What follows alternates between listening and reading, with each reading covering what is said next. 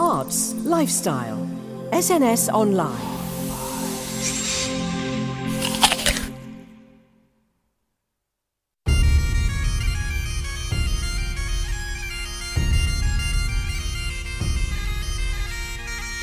Hello all, and a very warm welcome back to SNS Online. It's been a tidy while. Well, it's that time of year again when the bright, the bold, the beautiful, and even those lost souls who fell asleep in their own vomit and ended up on the wrong train by mistake on the overnight sleeper service from Stockton-on-Tees will all be heading up to bonny Edinburgh to offer us all their unique take on a theatrical trip of a lifetime. Whether it's a ticketed event or the so-called free fringe, where they pretend it's free and wait for the bouncers to collect when you're trying to leave. I never like my kneecaps anyway. In this trilogy of bite-sized interviews, we examine the hurdles people face in physically getting a show successfully embedded in Edinburgh over the August period, which happens to be my birthday, by the way. Not that I bother celebrating or anything like that. Whilst covering three very different events under the comedy umbrella, which will both make us laugh hard and occasionally think deep. Today's show features a familiar face on the stand-up circuit, also known as one of the stars of BBC Two's The MASH Report, later featuring on Dave, and their catch-up service Colin. His very personal experience with Alzheimer's disease that both affected and ultimately claimed both of his parents during the pandemic has spurred him on to create his most important and personal work to date. His show, Alzheimer's, I can't even remember how to spell it, runs throughout August at the Gilded Balloon. Ladies and gentlemen, and all they thems, put your hands together and give it up for Master of Ceremonies, a right good laugh and a lovely guy to boot, Mr. Steve Allen.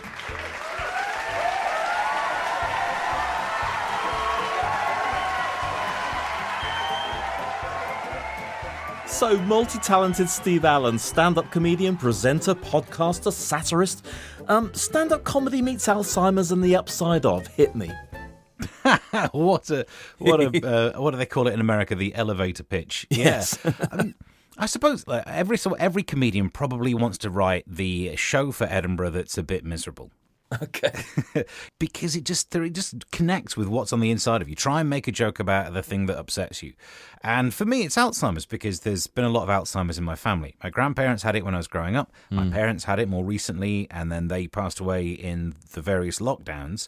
Oh, I'm sorry to hear that. And then I had a child. And the show hopefully captures what the point that I'm trying to make is that everyone is already worried about Alzheimer's. I was already worried about Alzheimer's. But there's this extra level where you don't worry about something the same way until you think you might have passed on the genes to have it. Having the genes when you're at risk of Alzheimer's is one thing, but maybe that's your contribution to this gamete that then becomes your child. It blew my mind. I wasn't ready for it at all. So, I mean, yeah, what is this show about? Just life and death, you know, the little creation of a son, and then how that recontextualizes having parents with Alzheimer's. Yeah, and I should say as well, it's not laughing at. There is no part of this show that's laughing at Alzheimer's. So it's not like two people with Alzheimer's going to a bar, but it's actually the local butchers or... Yeah, I mean, the how about on me, mate? Oh, thank you very much. No charge.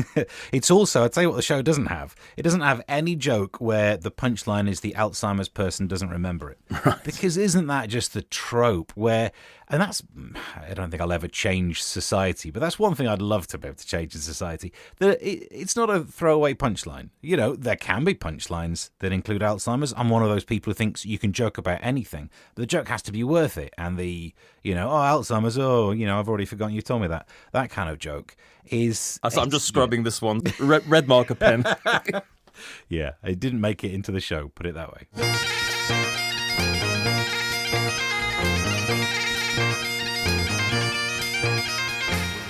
So do you take the audience back to your childhood onwards in the show? There's only a really brief mention of it. Well, a few things from childhood. Because... in the show, I, if anything, talk more about Dad's Alzheimer's than Mum's, which is weird because Mum's was worse. She got it sooner. Her Alzheimer's she had the worst journey out of the two of them because quite quickly her mood changes were all angry. The impact on her was severe right from the start. She lost the ability to speak. And then that kind of ends the story that you can turn into stand-up a bit. There are some bits to include. But with Dad... His Alzheimer's was later. It never got the chance to progress as much because the pandemic came along, COVID came along. But it meant that his mood changes were happy. Like, he went from being someone who had a bit of, the world on his shoulders to suddenly realizing he didn't have a care in the world. He was in a care home. Everything was being looked after for him. He'd forgotten the pressure he'd just been through about having a wife with Alzheimer's. He cheered right up. All of the visits to see Dad were an absolute hoot. He found it funny to swear. I don't think I ever remember my dad swearing when I was growing up. And then he'd do a thing which, I mean, this is broadcastable because he knew how to write a joke, my dad. He'd ask the carers if they had any medicines for coughs. Oh, we sat around laughing about that. And I love it. And it is true that there are some changes that happen as you start to get various forms of dementia, but for the ones I know about Alzheimer's, where actually you can get a better, stronger, more fun relationship. I mean, we were two northern blokes, so we didn't show emotion to each other through all of my childhood, adolescence, and early being a grown-up. Like, we're of that generation where the only conversation I ever really had with my dad was about which A road I'd taken to get to a gig. And then all of a sudden, we lost that filter because he'd lost his inhibitions. He got Alzheimer's, and if he felt a thing, he said it. And when I used to walk in to visit him, he used to stand up and shout like, "Steve," because he was happy to see me, and shake with joy. Oh. And he never did that when I was growing up. He probably did from the inside, but do you know what I mean? Obviously, we can be oppressed and all that when just in terms of life experience and where we're brought up and all the rest of it. But this is actually triggering lots of memories for me because my dad didn't have Alzheimer's, but he had kidney failure, and he was on dialysis about 3 times a week. And we noticed a real sea change in his personality, and he was a lot lighter and more chilled. I mean, it could have been partially the drugs, I don't know, but it's just like that weight of life had been dropped, and we communicated so much better in that last year than I think we ever had before. He could be a bit of a grumpy boots before, but he was a life and soul afterwards. It was lovely. I wish we could work out how to look into this more, because I know there are self-help books that tell you how to live in the present and live like you're a dog. I think was a book that was famous a while ago. Live like you've either got Alzheimer's or live like you've got a terminal condition probably is a great way to live. It probably gives you the perspective that we all fail to have. Yeah. I mean, so in this story, I like to think that the reason I could reciprocate the emotion is because I was so open and young and, with it, not repressed. I don't think I was. I don't think I was as good at showing it back as Dad was at showing me when he had Alzheimer's. And if I could learn to live a bit more like that, then I reckon I could, without the disease, it would be a great way to live. And same, from the sounds of it, same for your story. If you could just tap into that. Yeah. Well, for both my parents, actually. My mother didn't have Alzheimer's, but I think there were issues with the medication she was being given for quite a long time. And I remember she did sort of retreat into the past a little bit, but I loved that. So we really tapped into that and had lovely conversations about the war and all that sort of thing. So I feel there's ways you can just roll with it when you're with somebody with a certain condition like that and get the best out of them. And they get the best out of themselves. Yeah, and you do feel better about yourself. We learnt with Mum the hard way, because with Mum we did the classic thing of correcting her and saying, "No, you've already told us that." "Oh, you just told us that, Mum." And you look back and realise why. Well, you're not going to correct someone out of Alzheimer's. But by the time we'd learnt the lesson with Dad, and Dad tells the story again, you just sit there and go, "Yeah, oh yeah, tell me more." Yeah. And you can just see it on their face. I mean, it's not like you can pat yourself on the back too much, like, "Well done, you listened to a story." But it is actually a bit of a gift that you've been present and you've listened to what they've said. You've not made them feel confused or stupid. No, there's no need to. And and you can just enjoy that story again. Just. And as I do say now, like, where's my moral high ground to judge someone for telling a story over and over again? I'm a stand-up comedian. I've been trotting out the same anecdotes for about 20 years in some parts. I love it.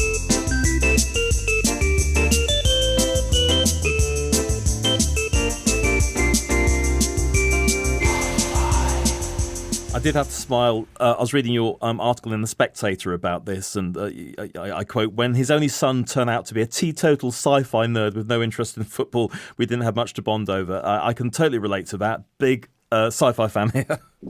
Yeah, that's true. Yeah, you got the inside scoop on that. That's so exciting. Doctor Who for me. Yeah, yes. I mean, I'm quite a fan of Doctor Who. Yeah.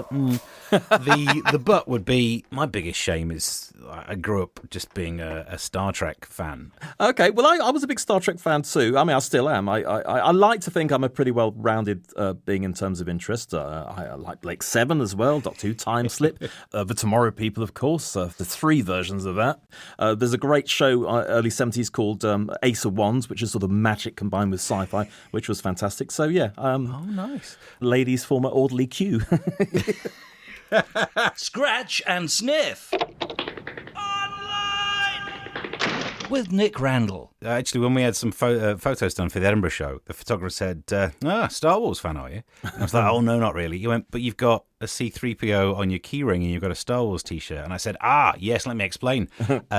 I told my wife that I like Star Trek, and she didn't really know the difference. And now every Christmas or birthday, it's got a star in it, that's fine. Yeah, I get Star Wars stuff. So, yeah, I just smile because I'm not going to sit there and explain it. And also, for some reason, Star Wars has ended up being a bit cooler. Yeah.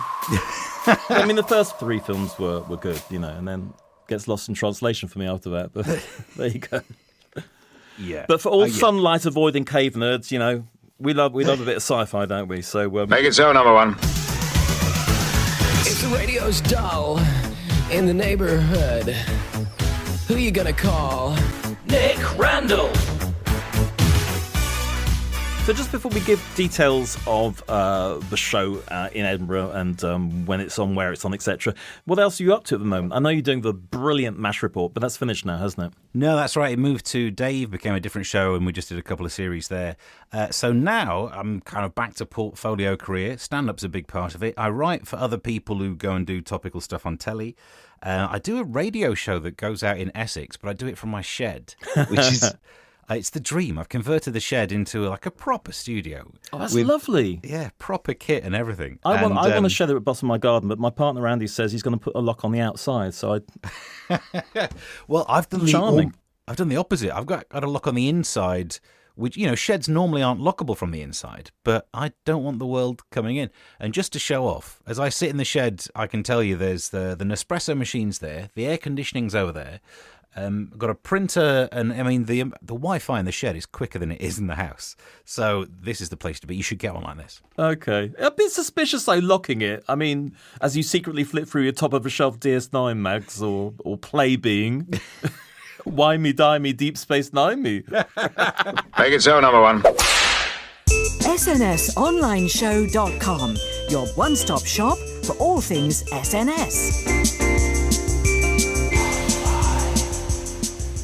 So, Edinburgh Fringe, Alzheimer's, I can't even remember how to spell it. Great title, by the way. Give us the details about where it's on, time of day, and how long it's going to be on. So I'm doing the whole run. You do get to take one day off, so I'm not performing on the 14th, but I'm doing basically the whole... Oh, that's my birthday. You're going to be celebrating my birthday with me then. Of course. How could I work on an important day like that? A national holiday, I think it is. Yeah, well, I take the whole of August off for it each year, so... Oh, you're not one of those birthday month people, are you? To be honest, people who say, it's my birthday week is annoying for me, because, if you look at that sentence and write it down again, birthday... Right? Yeah. That's it. You can't have a birthday week because it's got the word day in it. Well, I've got a significant one coming up in 2 years, so it's going to be birth year for me. Everybody's going to hear about it. I'm going to have fire eaters and jugglers and all sorts, All year. You make it not special. But yeah, so I'm doing the full run from the 2nd to the 28th, and it's on at 9 o'clock at night in Gilded Balloon. One of the best. And we've kind of gone all in on it this year, because normally my Edinburgh shows have been kind of news-based. I went through a run of taking up a review of the year each year and doing that on the Free Fringe side of it, and it was all good fun. But for this show, it's kind of easier and harder at the same time. Like it's nice to write about a personal thing, but my word, if I get a bad review, I will hunt them down. I will take it so personally this year. Oh, I love it. It sounds perfect, the type of show I would love to see, because it makes you think, it taps into so many people's lives. And if you allow people to smile and to empathise and to have a bit of a laugh as well, inclusively, then, job done. Yeah, I hope so. I mean, there are bits which I orchestrate landing on some big laughs, which, we move a few steps away from the main topic just to get in some, good fashioned stand up. Before you get to Edinburgh, you do previews, and I've done them all over the place. And quite an early one I did in Kingston. At the end of it, this lady came up and she said, both of my parents died of Alzheimer's in the pandemic too, which is kind of, part of my show. And in that moment, I did think to myself, if she complains now, I'm going to have to rewrite the whole show. And she said, thank you. You made me laugh at some of the bits that we went through. Oh, that's lovely. So if people get that that's what the show's about. Yeah, relate to it. Yeah, that's what I'm after. And just throw in a few knob gags as well, Steve Allen, thank you so much for joining us on the show today. Alzheimer's, I can't even remember how to spell it. Go see, as they say. I think it's going to be a big hit. Many thanks, Steve. Thanks for having me.